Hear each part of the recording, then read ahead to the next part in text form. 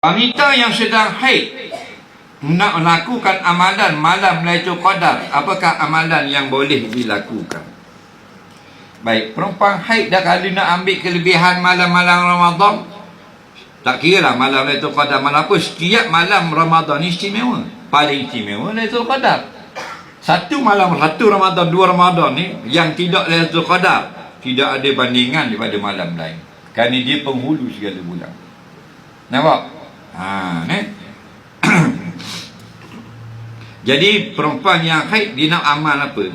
Mudah saja. Yang dilarang itu sedikit, yang dibenarkan itu banyak. Perempuan haid apa yang dilarang? Sembahyang, lagi baca Quran, berpuasa.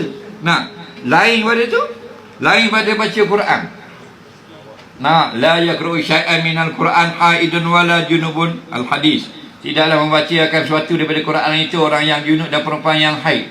Baca Quran. Lain pada baca Quran, selawat. Selawat Quran tau. Selawat. Boleh berselawat. Nampak? Boleh berselawat. Rabi'atul Adawiyah selawat 70,000 kali sehari. Kita misal macam nak putih je. 2 hari dah lawat kali. Dia puang kan. Lepas tu dia telah tarah wali. 70,000 selawat. Lagi benda? Istighfar. Lagi doa. Lagi tasbih. Lagi takbir. Kan banyak lah tu.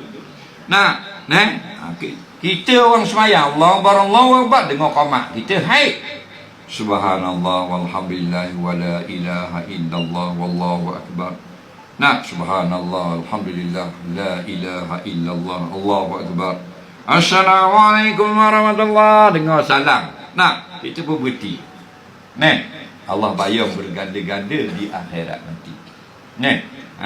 Jadi malam Lailatul Qadar ke malam apa pun, kamu istighfar, kamu zikir, kamu berdoa, kamu berselawat. Siangnya kita bersedekah. Jadi menyamai apa? Dengan timbangan ahli syurga. Kita bukan nak lawan orang, kita nak apa? Redha Allah. Bila Allah redha, tempat kita syurga.